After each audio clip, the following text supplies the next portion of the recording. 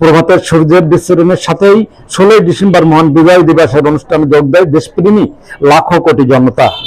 লাখো মায়ের আত্মহতি এবং দেশপ্রেমী মানুষের রক্তের বিনিময়ে অর্জিত দেশ স্বাধীন সার্বভৌমত্ব বাংলাদেশ। ইতিহাসের এই দিনে বা বিজয়ের এই দিনে দেশব্যাপী পালিত হয় বিজয় দিবস পালন করা হয়।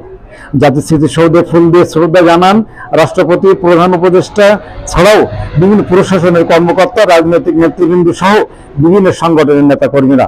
দেশব্যাপী পালিত হয় বিজয় দিবস, বিজয় র্যালি হয় দেশব্যাপী। দেশের বিভিন্ন স্থানে নাই যশোরের সাতসহ বেনাপোলে বিভিন্ন আনুষ্ঠানিকতার মধ্য দিয়ে 16 ডিসেম্বর মহান বিজয় দিবস পালিত হয়েছে। সারসার কাশীপুরে সমাহিত বীরশ্রেষ্ঠ নূর মোহাম্মদের কবরে ফুল দিয়ে শ্রদ্ধা জানান উপজেলা প্রশাসন, মুক্তিযোদ্ধা সংসদ সহ বিভিন্ন সংগঠনের নেতাকর্মীরা। দোয়া এবং আলোচনা সভা অনুষ্ঠিত হয়। এছাড়াও বেনাপোল, নাভারণ, সারসা, বাগাছড়া, জোহরগাছা, যশোর সহ দেশব্যাপী বিভিন্ন এলাকায় পালন করা হয় বিজয় দিবস। র্যালি এবং আলোচনা সভা অনুষ্ঠিত হয়। অর্থনীতির ভবিষ্যৎ সম্বন্ধে আস্থা প্রতিষ্ঠিত করতে অন্তর্বর্তীকালীন সরকার সক্ষম হয়েছে। তবে এবার জামাত ও বিএনপির নেতাকর্মীরা স্বতঃস্ফূর্তভাবে পালন করেন এই বিজয় দিবসের অনুষ্ঠান। এই অবস্থার বিরাট পরিবর্তন হয়েছে। ব্যাংকিং ব্যবস্থায় আস্থা প্রশাসনের পক্ষে আয়োজন করা হয় বিজয় দিবসের অনুষ্ঠান। তবে এবার উপজেলা সদরগুলোতে লাল সবুজের আলপনা এবং লাল সবুজের লাইটিং এ উপজেলা সদর রঙিন করা হয়। মনোমুগ্ধকর এই দৃশ্য দেখতে আসে অনেকে। আলোক বিভিন্ন লাল সবুজের আলোকে সাজানো হয় উপজেলা সদর। বীর শহীদদের প্রতি জানানো হয় শ্রদ্ধা।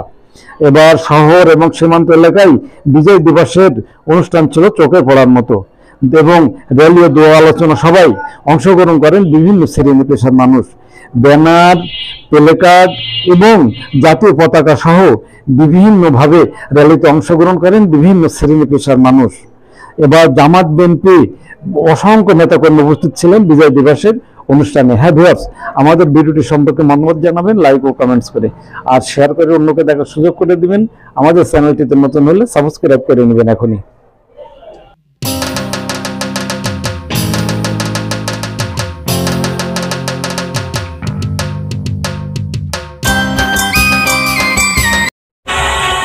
দেশ বিদেশের সব খবর জানতে, দেখতে, শুনতে, শিক্ষা, স্বাস্থ্য, যোগাযোগ, ভ্রমণ, বাণিজ্য ও বিনোদন সহ বিভিন্ন বিষয়ে সবার আগে সব প্রতিবেদনটি দেখুন ভয়েস অফ কলকাতায়।